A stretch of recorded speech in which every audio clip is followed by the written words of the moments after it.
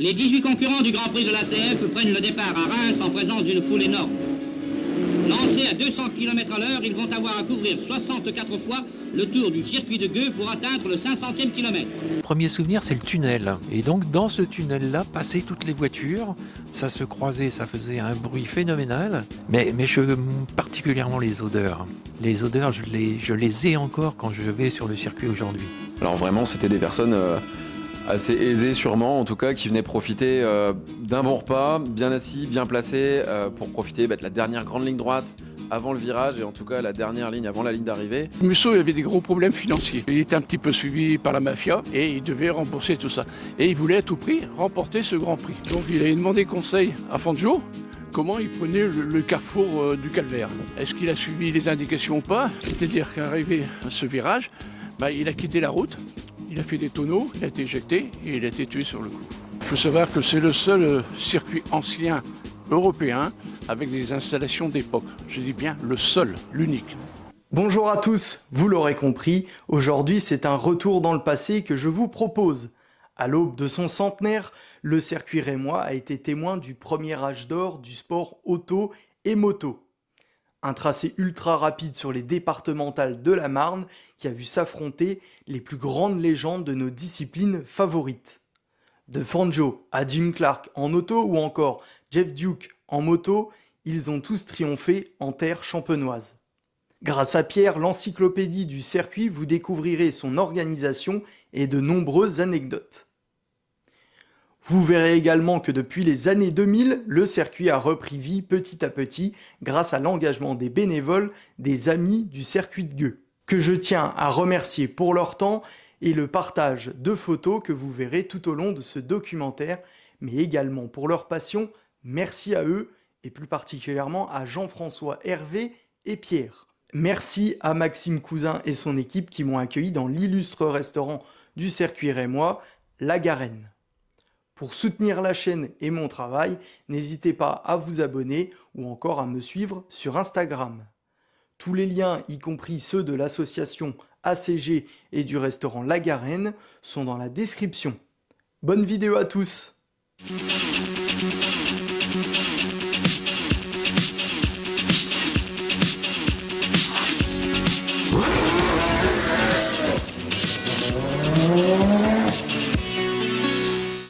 Pour commencer cette aventure rémoise, il faut présenter le personnage qui est à l'origine du circuit. Raymond Roche, dit Toto Roche. Il est né en 1892 à Reims. Il est issu d'une famille de chapeliers. Pendant la Grande Guerre, il est fait prisonnier. Il revient en terre champenoise au début des années 20. Et là a commencé son idée comme sportif, l'automobile qui était en vogue à l'époque. Je remets un petit peu dans le contexte de l'après-guerre, la Première Guerre mondiale. L'industrie automobile européenne bougeait énormément. Des circuits se créaient un petit peu dans toutes les grandes villes françaises. Apprenant la construction de l'autodrome de Montlhéry en 1924, Toto Roche passe à l'action l'année d'après en organisant le premier Grand Prix de la Marne, mêlant moto et voiture. Cette première tentative a lieu à l'est de Reims, à Ben-Norrois, avec un circuit de plus de 21 km. Compte tenu des voitures de l'époque, etc., les spectateurs n'étaient pas passionnés pour voir une voiture passer tous les quarts d'heure. Toto Roche, très charismatique, un peu autoritaire, passionné de voitures, bien sûr. Il a été aidé par Charles Farroux. À savoir que Charles Farroux était donc journaliste, qui a créé les 24 heures du Mans en 1923. Toto Roche était un peu son élève. Tout au long de sa carrière, il sera très influent en sport auto comme en politique. Il a présidé la Fédération nationale des sports automobiles en 1963 et a siégé à la commission sportive internationale où il prend une position importante. Il est également membre de la commission nationale d'examen des circuits où il aidera au développement de circuits comme celui de Charade, Rouen-les-Essarts et même à l'international avec Daytona. Mais revenons en 1926. Tout de suite, il a pris la décision de chercher plus près de Reims et un circuit plus court. Donc il a trouvé justement sur le village de Gueux. À Gueux, il tombe sous le charme de la descente de la Garenne et du virage de Tilloy et décide d'y établir le circuit. Jusqu'en 51, les courses passeront même dans le village. Jugé trop dangereux, le circuit subira des modifications en 52 et 53 pour éviter la traversée de Gueux. C'est à partir de 54 que le tracé aura sa forme définitive. Le nerf de la guerre, c'est l'argent. Comment ce projet a été financé ? Totoroche disposait quand même d'un grand relationnel. On était situé à Reims, il y avait les maisons de champagne à l'extrême qui avaient quand même beaucoup d'argent, et puis il n'y avait pas des lois interdisant un petit peu sport automobile et alcool. Puis les municipalités, l'État pouvaient donner des subventions, tout ça, quelque chose qui n'existe plus du tout bien sûr en ce moment. Après cette période d'après-guerre, un petit peu d'art nouveau, etc. aussi, donc petite révolution, et il a bénéficié de cela bien sûr. Embarquons à présent pour un tour de 8 km 300 du circuit de Reims-Gueux. Le premier virage, la courbe de Calvaire et le poleman sont séparés de 571 mètres. C'est une très longue courbe à droite de plus de 700 mètres. C'était en bout de ligne droite et ça se passait à grande vitesse, très grande vitesse. Et il y avait toujours un enjeu important. C'était le challenge pour les pilotes devaient le prendre à fond. Celui qui n'osait pas le prendre à fond était mal considéré. Il y a eu quelques accidents mortels suite un peu à ce village, notamment Musso, un grand pilote italien. Il faut savoir que Musso avait des gros problèmes financiers. Il était un petit peu suivi par la mafia et il devait rembourser tout ça. Et il voulait à tout prix remporter ce Grand Prix. Donc il avait demandé conseil à Fangio comment il prenait le carrefour du Calvaire. Bon, est-ce qu'il a suivi les indications ou pas ? C'est-à-dire qu'arrivé à ce virage, il a quitté la route, il a fait des tonneaux, il a été éjecté et il a été tué sur le coup. Vous l'aurez compris, ce tour, c'est aussi l'occasion d'évoquer les histoires parfois tragiques de ces courses d'antan. Après une ligne droite de plus de 600 mètres, on arrive dans une nouvelle courbe à droite, bien plus serrée que la précédente. C'est la courbe Annie Bousquet, longue de 325 mètres.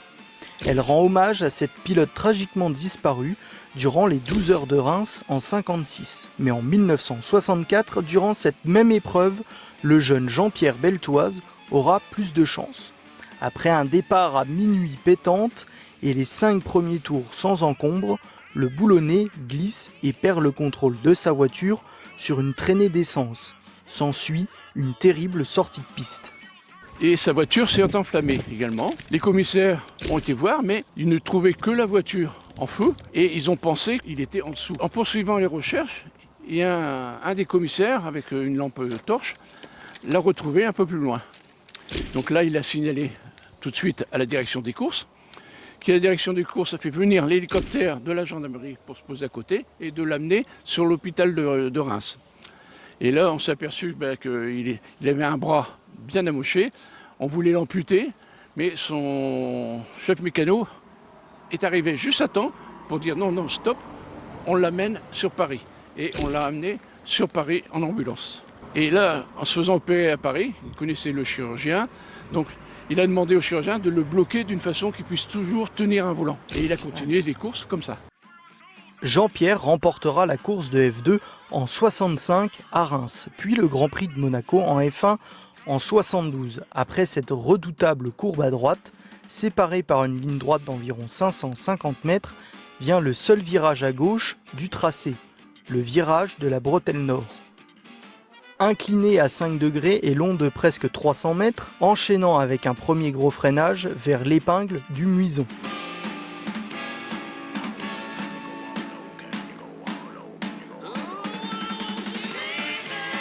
Arrive ensuite l'interminable ligne droite de la Garenne ou de la Nationale, longue de plus de 3 km 200. Cette ligne droite passe par une butte où se situe une pente de presque 9%.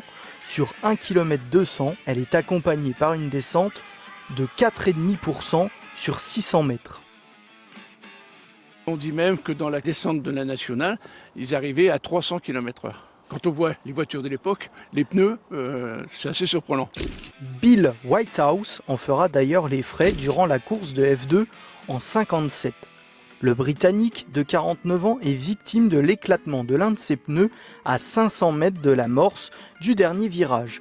Alors, à pleine vitesse, sa voiture est déséquilibrée et heurte une bordure en ciment qui projette le bolide en tonneau dans un champ de blé voisin. Cet accident a lieu en début de course et les voitures sont chargées en carburant. La Cooper de Big Bill s'enflamme avec le champ. Les commissaires sont très peu équipés pour faire face à ce genre d'accident et la course n'est pas arrêtée. Ce qui ralentit l'arrivée des secours. Brûlé à 80% avec de multiples fractures, le Britannique ne s'en remettra pas. Après cette terrible ligne droite de la nationale, les pilotes foncent vers le dernier virage, le juge de paix de ce circuit, le virage de Tilloy. Le virage de Tilloy, c'est celui qui faisait en fait le gagnant. Là, c'était plutôt de la stratégie pure. Il y avait des stratégies d'aspiration, des stratégies de freinage au dernier moment, et l'objectif n'étant pas d'être le premier au virage de Tilloy. Et en général, celui qui était en tête avait peu de chances de le remporter. Ce dernier virage était très complexe et bon nombre de pilotes, trop ambitieux, ont perdu tout espoir au Tilloy. Le plus stratège fonce vers la ligne d'arrivée qui se situe à 1 km 400. Cette ligne droite fait en réalité 2 km de Tilloy jusqu'à la courbe du Calvaire. Le circuit rémois en chiffres, c'est une largeur de piste de 7 mètres. Aujourd'hui, les circuits modernes font presque le double. Les limites de piste sont faites par des bordures de trottoirs en béton peint en blanc, haute de 6 cm, suivi d'un accotement gazonné large de 3 mètres, avant bien souvent un fossé en guise de tremplin en cas de sortie de piste. Des échappatoires ont été créés dans les virages du Calvaire, de Muison et de Tilloy. En cas de blocage, dans ces deux derniers, ils étaient doublés du même virage à l'extérieur. Ils étaient aussi utilisés par les pilotes les plus fourbes pour dépasser, comme en 58 dans le premier tour, sans pénalité à l'époque. Ou encore en 59 en qualification où Sterling Moss, à la peine en vitesse de pointe avec sa BRM, utilise la doublure du virage de Tilloy pour s'élancer et grappiller de précieux kilomètres par heure. Malheureusement, il échouera à une demi-seconde de la pole. En 54, Fangio réalise la pole position en 2 minutes 29 secondes et 4 dixièmes avec une vitesse moyenne de 200 km par heure. En 66, pour la dernière de la F1 à Reims, Lorenzo Bandini réalise la pole en 2 minutes 7 secondes et 8 dixièmes avec une vitesse moyenne de 234 km par heure. Quant au revêtement de la piste, il est en tarmacadam. Il était alors le premier circuit européen à bénéficier de ce revêtement. Il a été choisi pour l'adhérence qu'il procure aux pilotes ainsi que pour sa faible usure des pneus et sa non-détérioration avec les passages répétés des voitures. Il a également la propriété de grande absorption, notamment d'huile ou encore de la pluie. En ce qui concerne le reste de la sécurité, des postes de commissaires ont été installés autour de la piste. Ils étaient au nombre de 8. Dans chaque poste, il y avait un commissaire de piste et un agent de sécurité incendie. Dans chaque poste, il y avait le téléphone relié à la direction des courses, entre eux, et aussi au pavillon des speakers. Les pavillons de commissaires de piste bénéficiaient d'électricité, de chauffage et au rez-de-chaussée d'une salle de repos avec couchette. Il faut savoir que les commissaires venaient, pour ainsi dire, une semaine, parce que les essais commençaient le mercredi et les courses c'était le dimanche. En dessous, c'était un logement. Certains allaient à l'hôtel, mais d'autres restaient dans leur poste. Les commissaires de piste ont bien évidemment un rôle central pour le bon déroulement des courses, et encore plus à cette époque au péril de leur vie, comme lors du Tour de France 58. Sans eux, pas de course et pas de sécurité pour les pilotes et les spectateurs qui venaient en masse autour du tracé. C'est le moment d'évoquer quelques souvenirs. Tous les événements qu'il y avait sur le circuit impactaient toute la région. Toutes les routes étaient déviées dans la région pour libérer les routes nécessaires à faire la création du circuit. dans tous les villages alentours un cortège de voitures qui partaient du circuit, qui retournaient sur Reims. C'était l'époque aussi où les mécaniciens repartaient dans les garages de Reims avec vraiment la voiture qui avait fait les essais. Bon, c'était quelque chose d'incroyable. Donc c'était un bouchon continuel pendant pratiquement une semaine, à tel point que nous, enfants, le circuit de Gueux, c'était le passage des voitures devant notre maison. J'ai d'autres souvenirs aussi, quand j'étais plus adolescent. L'idée était, avec les amis, d'aller sur le circuit de Gueux pour vendre des esquimaux, ce qui nous permettait l'accès à toutes les zones du circuit. Donc en fait, on ne vendait pas d'esquimaux, mais par contre, on circulait partout. Et là, c'était vraiment passionnant. Ce paddock était libre à tout le monde. Et tu vois, tu as des gens partout qui circulent, qui discutent avec les pilotes, qui discutent avec les mécanos. Et même les enfants avaient le droit de monter dans les voitures. Aujourd'hui, on voit ça dans des courses historiques où on peut aborder les pilotes. Arrivé au circuit, on était dans un endroit particulier, une foule phénoménale, un bruit d'enfer.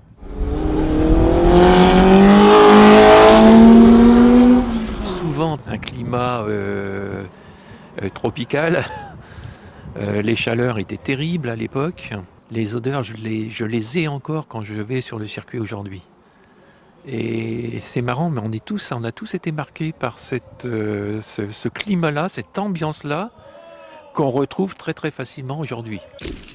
Le public était central à Reims et tout était fait pour les accueillir de la meilleure des façons et à tous les prix. Pour cela, 3 tribunes couvertes ont été construites au fur et à mesure des années. Jean-Pierre Vimille en 28, Robert Benoît en 31 et Raymond Sommer en 56. Elles rendent hommage à des pilotes qui ont connu leur première gloire sur le circuit rémois. Ces tribunes sont collées les unes aux autres pour faire un total de 1800 places assises. C'étaient les places les plus chères après les loges. Il fallait débourser 65 € en 54. En dessous, des buffets donnant vue sur la piste sont aménagés en style rustique. 1200 repas peuvent y être servis en même temps. Devant et à côté des tribunes, 2000 places dites de balcon directement devant la piste sont disponibles. Mais pour les places les plus proches de la course, elles seront interdites à partir de 56. Derrière les tribunes est situé le buffet extérieur qui permet sur 4000 m² un service de plus de 3000 couverts. Des toiles tendues du haut des tribunes aux clôtures d'enceinte protègent les tables des ardeurs du soleil ou de la pluie. Derrière cet immense buffet, un parking de 20 000 places était disponible et près de 30 000 étaient disponibles tout autour du circuit. Une place de parking s'échangeait contre 6,50 € en 47. Anecdote drôle, l'ensemble des parkings et des pelouses étaient entretenus par un élevage de moutons de Champagne à l'initiative de Totoroche et gardés à l'année par le gardien. 210 loges de 6 personnes étaient vendues au prix de 380 € la loge en 1960. Ces dernières se trouvaient au-dessus des stands, à coup sûr les places les plus spectaculaires. Tout autour du circuit, 30 000 places dites de promenoirs étaient disponibles. On peut les comparer aux places d'enceinte générale aujourd'hui. En 1960, il fallait s'acquitter de 23 € pour y accéder. Enfin, dans le virage de Thilloy, le plus stratégique, un gradin de 7000 places était complet pour y accéder. Il fallait débourser 13 € en 1960. Pas d'écran géant bien évidemment à l'époque, mais 2 panneaux d'affichage. Le premier en face des tribunes couvertes, s'élevant à 10 mètres de haut, donne le classement des pilotes. Il domine l'ensemble de la ligne des stands. Ce tableau est installé sur une plateforme pivotant à 120 degrés et bouge électriquement. Sa surface est de 150 m². Le second panneau d'affichage est présent dans le virage du Muison. Ce dernier est de 120 m² et il est fixe. Pour faire circuler jusqu'à 150 000 spectateurs, pour les meilleures éditions, plusieurs passerelles ont été construites. La plus célèbre était celle de Dunlop, ou appelée La presse par l'image. Tout simplement pourquoi ? Parce que de cette passerelle, on pouvait prendre de belles photos ou des films, des départs et des arrivées. Et en plus, à l'étage, il y avait un bar pour les journalistes et les VIP, bien entendu. Elle sera détruite en 1980 faute d'entretien après la fermeture du circuit. 3 autres passerelles étaient disponibles pour les spectateurs, notamment dans la ligne droite de la Garenne, où elles permettaient aux fans de traverser des parkings vers les campings. La dernière se situe au-dessus de l'échappatoire de Thilloy. Elle servait aussi à la sécurité des pilotes, car elle était équipée de bâches noires qui servaient Surtout pour les 12 heures de Reims, parce que la course partait à minuit et se terminait à midi. Et il faut savoir que la Nationale 31, dans ce sens, était orientée vers l'Est. L'Est, lever du soleil. Donc pour ne pas éblouir les coureurs, on tirait les bâches. Cette dernière passerelle servait de passage du gradin de Thilloy vers le restaurant le plus renommé du circuit, le restaurant de la Garenne. Alors théoriquement, l'auberge de la Bonne Rencontre, c'était un petit restaurant qui a été construit en 1929, financé par le circuit de Reims. Pour avoir une cuisine de qualité, un choix de champagne bien entendu, et une belle vue magnifique sur la courbe de Thilloy. En 2025, le restaurant est toujours ouvert. Il est le seul bâtiment encore utilisé. C'est Maxime Cousin, le chef. On est sur un restaurant bistronomique avec environ entre 40 et 50 places. On va retrouver toutes sortes de cuisines avec quelque chose d'assez raffiné, toujours accessible et axé sur des produits frais et de saison. La Garenne a toujours une très belle réputation, en tout cas de toutes les années qu'on m'a dit, ça a toujours été une belle réputation ici. Alors vraiment, c'était des personnes assez aisées sûrement, en tout cas, qui venaient profiter d'un bon repas, bien assis, bien placé, pour profiter de la dernière grande ligne droite avant le virage et en tout cas la dernière ligne avant la ligne d'arrivée. Profiter d'une bonne coupe de champagne et d'un bon repas, je pense. J'invite toutes les personnes qui regardent à venir découvrir l'établissement, sa cuisine et puis profiter de la vue qu'on a sur l'ancien circuit. Une pergola sur le toit du restaurant était aménagée. La place coûtait 47 € en 1960. Autre restaurant ouvert à l'année, c'était la Grillade et la Broche, dit le Clubhouse. Environ 1500 personnes pouvaient s'y restaurer dans un style rustique. Un repas en 1960 coûtait un peu plus de 30 €. Le restaurant étant en bois et malheureusement, un incendie ravagera l'édifice en 1971. Seule partie encore debout, la rôtissoire, où derrière cette dernière avait lieu tous les dimanches matins de course à 9 h, une messe en plein air comme au Mans.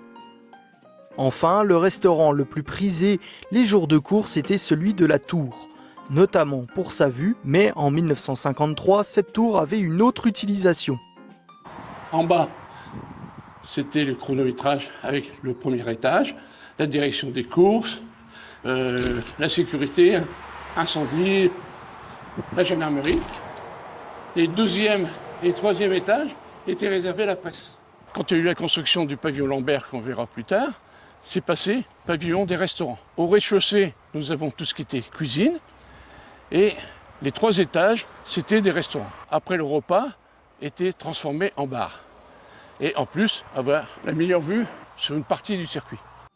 Chaque étage pouvait accueillir 100 couverts et pour bénéficier de cette meilleure vue au dernier étage, il fallait être invité ou alors être responsable d'équipe. Mais cette tour des restaurants a également aidé à la libération de la ville de Reims et du département de la Marne.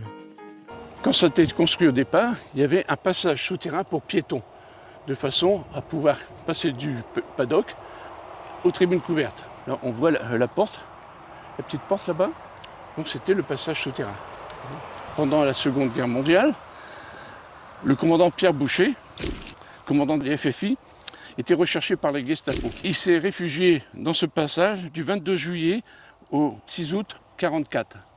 Et c'est là, en liaison avec les Alliés, a été conçu le plan de libération de Reims, le 30 août 1944, et aussi du département de la Marne, par la 3e armée américaine du général Patton. En plus, tous les mouvements des Allemands étaient signalés à la gendarmerie de Gueux et qui informaient également les résistants qui étaient dans ce passage souterrain. Au milieu des années 50, le circuit champenois est alors une place centrale des sports mécaniques mondiaux. Pour cause, la F1 s'y installera pour 10 éditions du Grand Prix de France entre 1950 et 1966. L'Endurance mondiale y fera étape en 64 et 65 pour les 12 heures de Reims qui se déroulaient de minuit à midi. Cette épreuve était considérée comme la revanche des 24 heures car elle était courue 15 jours après la course Mansell. Le GP500, ancêtre du MotoGP actuel, se rendra à Reims pour 2 éditions du Grand Prix national en 54 et 55. L'édition de 54 restera dans les annales avec la victoire tricolore de Pierre Monneret. Pierre Monneret, ayant manqué son départ, livre une chasse folle à tous les concurrents. Tirant le maximum de sa machine, Monneret réussissait dès le 2e tour l'exploit fantastique de remonter ses adversaires un à un avec une audace et une maîtrise également admirables. Monneret remporta la première place, ayant couvert la distance à plus de 174 de moyenne. Cet exploit sera réalisé sur une Gilera. Plus tôt dans la journée, il remportera la course support de 350 cm3. Pour revoir un Français gagner le Grand Prix de France, il faudra attendre Johan Zarco en 2025 au Mans, 71 ans plus tard. En F1 aussi, l'histoire s'est écrite à Reims. En 54, c'est Mercedes qui débute en Grand Prix avec leur impressionnante W196. Elles sont très redoutées car beaucoup de moyens techniques ont été mis en place par Mercedes, notamment une carrosserie enveloppante spécialement adaptée aux circuits rapides comme Reims ou Monza. Cette recherche en aérodynamisme permet à la marque à l'étoile d'avoir une vitesse de pointe frôlant les 290 km/h. Dès les essais, les craintes des adversaires deviennent réalité. Fangio franchit la barre des 200 km/h de moyenne sur un tour. C'est une première à Reims.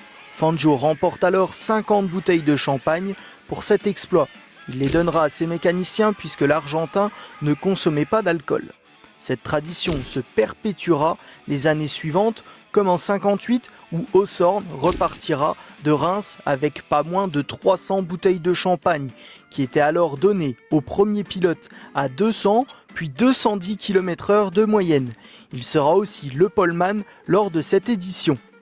Mais retour en 54 avec la pole réalisée sans surprise par la Mercedes de Fangio. L'arrivée de la firme allemande provoque un très grand engouement. Le public ne s'y trompe pas avec plus de 100 000 spectateurs pour assister à la domination des flèches d'argent.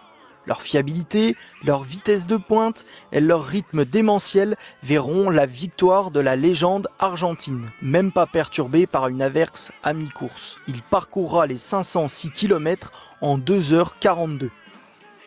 Fangio a un lien très particulier avec le circuit rémois, car il effectuera ses débuts en compétition internationale à Reims en 48. Il remportera 3 fois le Grand Prix de F1 en 50, 51 et 54. Et il terminera sa carrière également à Reims en 58. La dernière édition du GP de F1 en terre champenoise en 66 n'est pas avare en rebondissements et cela commence dès les qualifications où Jim Clark heurte un oiseau à pleine vitesse durant la journée du jeudi, se blessant sérieusement à l'œil gauche. Un caillot de sang s'est formé, affectant la vision du champion du monde. Il ne participera pas à la suite du week-end. À l'issue des essais, Lorenzo Bandini est le favori. Il part en pole sur sa Ferrari, beaucoup plus puissante que ses rivaux britanniques. L'Italien imposera un rythme conséquent et seul Jack Brabham arrivera à le suivre pendant une vingtaine de tours en prenant l'aspiration de la Ferrari. Jack, enfin distancé, l'Italien semble foncer vers la victoire. Mais au 32e tour, dans la descente de la Garenne, menant au virage de Tilloy, l'attache de son câble d'accélérateur cède.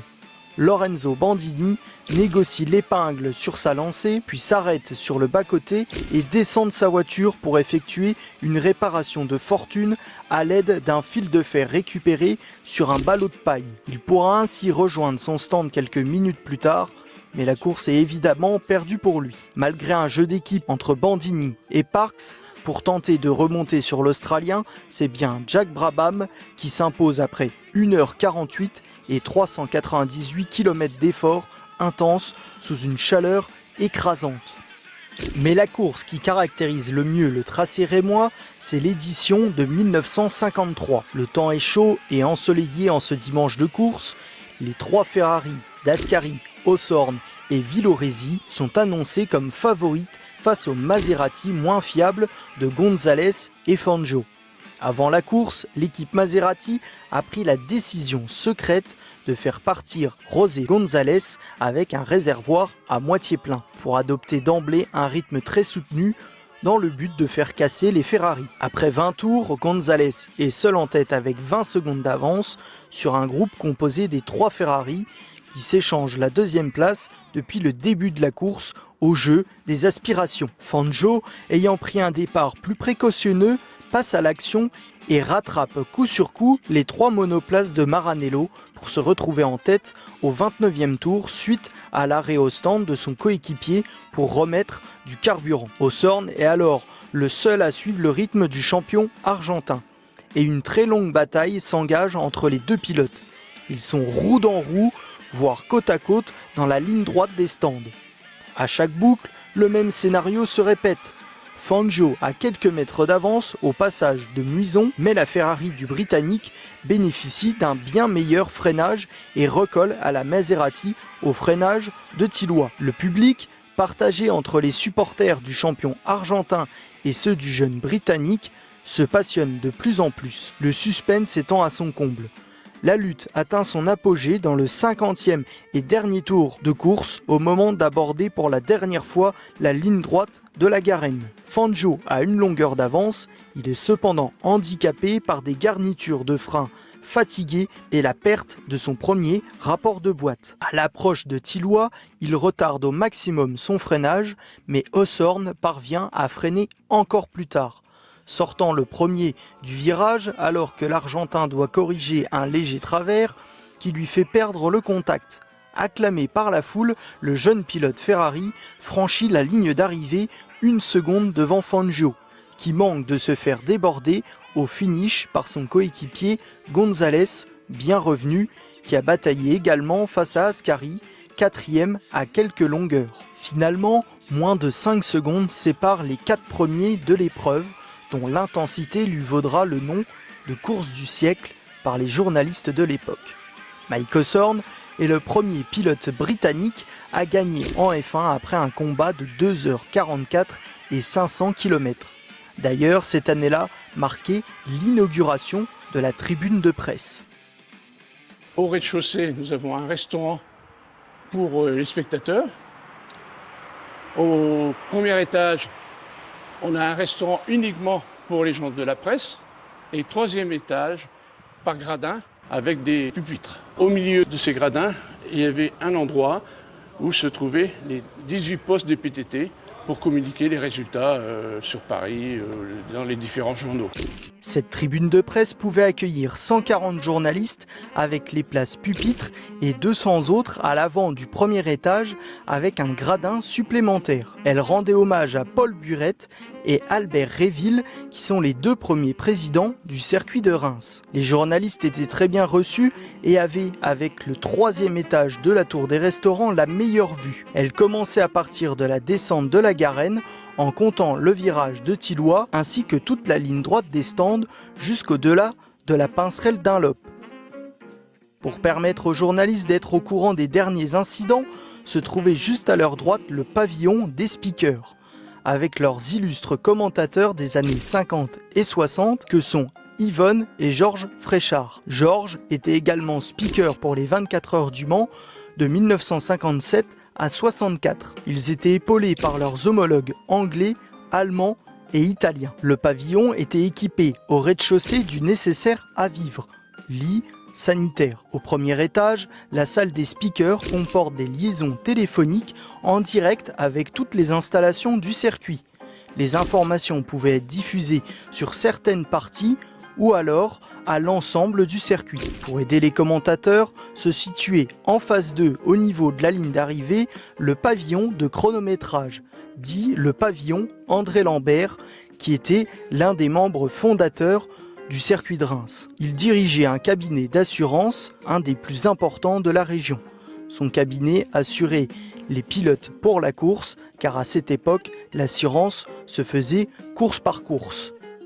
Nous avons au rez-de-chaussée, il y avait la direction des courses, le service d'ordre, police bien sûr, la protection incendie, le central téléphonique des postes des commissaires, des services de haut-parleurs. À l'étage, il y avait le service de chronométrage et téléscripteur. Alors dans le service médical, il faut savoir qu'il y avait aérien et ambulance, parce qu'il y avait déjà un hélicoptère sur place, quelquefois 2, pour les courses. En général, c'était les hélicos de la gendarmerie. Et derrière ce bâtiment, il y avait 3 pylônes de 25 mètres chargés de l'éclairage de la zone pour les 12 heures de Reims, avec chacun 20 projecteurs de 1000 watts. Ces pylônes permettaient d'éclairer environ 300 mètres au niveau de la ligne d'arrivée. En ce qui concerne le reste du tracé, il se faisait dans l'obscurité la plus totale. Seuls les garages des stands étaient éclairés, ce qui n'apportait que très légèrement de la luminosité à la ligne droite des stands. Un groupe électrogène autonome, produit spécialement pour le circuit, complétait les installations afin de garantir l'éclairage des pavillons. Au milieu des années 50, 85 stands formaient cette ligne droite pour un total de 400 mètres. Ils avaient tous une surface de 12 mètres carrés. À titre d'exemple, les stands du circuit de Spa-Francorchamps ont une surface de 120 mètres carrés aujourd'hui. Pas moins d'une vingtaine de stands sont acquis par des entreprises fournissant du matériel, pneus, phares, huile ou encore carburant. Les stands du circuit de Reims sont équipés d'appareils de distribution pour 2 types de carburant arrivant par canalisation souterraine. Le débit d'essence peut aller jusqu'à 200 litres par minute. Le stand est équipé d'un volucompteur afin de vérifier la quantité d'essence mise dans les voitures. 55 de ces stands sont équipés de ces installations à partir de 1954, notamment pour les courses d'endurance. Les installations uniques en Europe à ce moment-là font du circuit de Reims un des circuits les plus modernes de son époque. Juste derrière les stands se trouve la centrale des carburants. Elle est haute de 6 mètres, érigée en château d'eau. Elle possède 2 cuves de 12 mètres cubes chacune, ce qui permettait l'acheminement des 2 types de carburants. En général, c'est surtout ça jouait sur les octanes. Et puis après, les firmes eux-mêmes mettaient leurs produits à eux. Au départ, ça sentait beaucoup l'huile de ricin. Je vous en parlais au début de ce documentaire, le champagne avait une très grande influence sur les week-ends de compétition. D'une part pour le côté financier, mais aussi pour les pilotes qui en profitaient durant les soirées, notamment en 58 avec Harry Schell. Les pilotes logeaient bien sûr dans les hôtels de Reims. Le soir, je ne dis pas ce qu'ils faisaient, mais c'était très joyeux, bien arrosé. La société Vespa délivrait une Vespa 400 à chaque coureur.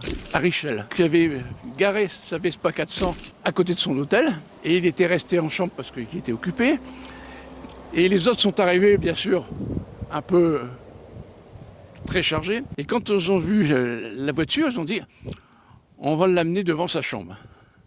Et donc ils ont pris la Vespa 400, ils l'ont montée à l'étage et ils l'ont mis devant la chambre de ce pilote, sous les ordres de Musso, qui malheureusement cette année-là s'est tué sur le circuit. Et ils ont demandé au groom de l'hôtel de dire à Harry Schell, votre voiture gêne, mais Harry Schell très occupé, on verra ça plus tard, il n'a pas parlé. Et c'est seulement le matin, quand il a ouvert sa porte, il s'est vu avec la Vespa 400 devant.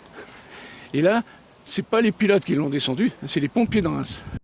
Vespa, qui comme beaucoup d'autres a sponsorisé les courses à Reims, le circuit champenois a su être reconnaissant puisqu'en 1956, sous l'impulsion de la Revue de l'Action Automobile et Touristique, elle crée le bloc Habitat pour ses plus fidèles financeurs, dit aussi le stand des marques. Sa création permet un réceptif privé afin de générer de nouveaux business. On pouvait donc retrouver au rez-de-chaussée un magasin d'exposition modulable à la volonté des marques. Des bars y sont créés spécifiquement pour les producteurs de champagne. À l'étage, on y trouve tout le nécessaire pour y loger durant la semaine de compétition. Les pilotes s'en servaient également pour se reposer. Le journal L'Union ou l'Automobile Club de Champagne, par exemple, y avait leur bail. Malgré tous ces investissements, le circuit de Reims ne sera jamais rentable. À la fin des années 60, il croule même sous les dettes, ce qui coûtera la place de Totoroche. Se rajoute la vitesse des voitures toujours plus grande, ainsi qu'une nouvelle génération de circuits beaucoup plus techniques et surtout beaucoup plus sûrs qui rendent le circuit obsolète. En 68, un contrôle du circuit a lieu. D'importants travaux de mise aux normes sont à prévoir. L'annulation des 12 heures de Reims en 68 sera le coup de grâce pour le tracé. Au top de la modernité, notamment dans les années 50, le temple de la vitesse français n'a pu se mettre au goût du jour.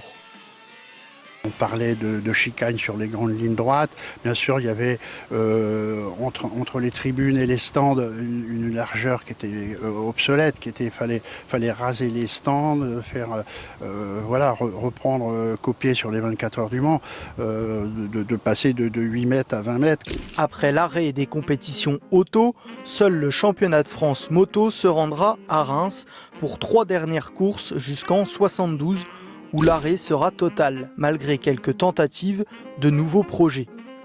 Il y en avait une que c'était bien parce que c'était un hôtel-musée, mais qui n'a pas abouti. Il y avait eu des projets de Fangio, des projets de Trintignant, mais ça a toujours été négatif. Et des circuits de cartes qui devaient se faire aussi, et un circuit intérieur aussi, mais pareil, les gens ne voulaient plus entendre parler du circuit, quoi. Un repreneur émergera tout de même, mais avec pour mission de tout détruire. Racheté justement par Max Rousseau, un entrepreneur rémois, dont le contrat que j'ai pu lire donc était stipulé qu'il devait tout démonter et tout raser. Bon alors, il l'a laissé à l'abandon, mais d'un autre côté, il n'a rien démoli. S'en suivront 32 ans d'errance. En 2004, une association est créée sur l'impulsion du maire qui a repris la gestion des lieux. Un objectif pour l'ACG, les Amis du Circuit de Gueux, faire revivre l'histoire de ces bâtiments, mais les travaux s'annoncent titanesques. C'était un terrain vague. C'était un terrain vague, plein de pneus, de choses comme ça. Vraiment, tout avait été pillé. Hein, toutes les plaques ont été volées, les restaurants pillés, tout était pillé. Les portes des stands avaient été volées. Enfin, c'était incroyable, quoi. Donc, c'était des arbres, c'était un peu une forêt, c'était des ronciers. C'était pas une déchetterie, mais presque. Une chose importante, c'est à l'initiative quand même d'un président, il y a eu le classement à l'inventaire des monuments historiques quand même, en 2009. À partir de ce moment-là, on ne pouvait plus rien raser.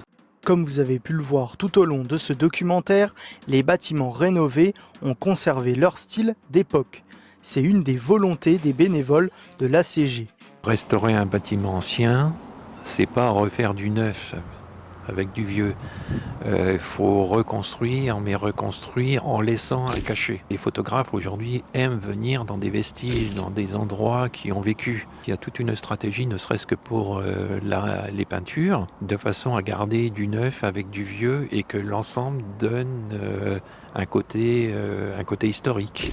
Quand on reconstruit strictement à l'identique. C'est-à-dire qu'on refait les dessins, on refait les fenêtres, par exemple, exactement avec la même géométrie qu'à l'origine. Un travail de recherche qu'on réussit à réaliser grâce à toutes les photos qu'on a, à tous les documents que l'on a et tous les documents qui sont dans notre conservatoire. À la fin des années 2000, des événements de grande ampleur seront même de nouveau organisés, comme les week-ends de l'excellence qui réunissaient des modèles uniques comme la Mercedes de Fangio de 54, conduite alors par Jean Alési, ou encore en 2019, le Reims-Gueux Légende, entièrement organisé par l'ACG. On a reçu des clubs avec 1000 voitures, on a fait des repas énormes. On a donné de la vie en fait à ce site-là. Aujourd'hui, suite à un désaccord de la commune, on a été obligé de quitter les lieux. L'association existe toujours, c'est sûr. On avait en 2022 350 adhérents. On a toujours 35 bénévoles. On a un conservatoire aussi, donc qui édite un fascicule à peu près. On édite 3 fascicules par an. Donc on est toujours preneur un peu de documents, tout savoir, essayer sur ce circuit mythique, quoi. Il y a toujours des articles qui paraissent, etc. Et ça pour nous, c'est vraiment notre passion première aussi maintenant. Depuis 2023, une nouvelle association a été mise en place par la municipalité, Pour chacune des personnes de la région, le circuit ne les laisse pas indifférents. Aujourd'hui, toutes ces courses-là, je les vis en lisant, je les vis en regardant les films et je les vis en tant qu'historien surtout. Pour moi, c'est le patrimoine, puisque c'est le seul circuit ancien européen avec des installations d'époque. Il est unique. C'est pour ça que je ne voudrais pas que ce soit détruit. Pour nous, ça évoque un attrait sportif, touristique et aussi aujourd'hui, autant qu'hier, pour nous, c'est aussi beaucoup de clients un peu plus âgés maintenant qui viennent et qui nous racontent leurs souvenirs liés à ces week-ends-là qui se passaient. C'est toujours super intéressant d'avoir leur expérience là-dessus. On a beaucoup qui étaient chefs de poste en général, qui viennent nous raconter, qui ont vu les pilotes. En fait, ce circuit, et c'était aussi une proximité avec les visiteurs. Ils pouvaient vraiment accéder au stand. Il y avait une vraie proximité avec les pilotes et les voitures. Et pour nous, tout ça, c'est quand même formidable d'avoir ces souvenirs-là et d'avoir cet attrait touristique que ça représentait pour la région à l'époque. Pour moi, le circuit de Reims représente plus que le circuit parce que ça représente aussi l'ACG. Le circuit, je ne l'ai pas suffisamment vécu parce qu'il s'est arrêté trop tôt.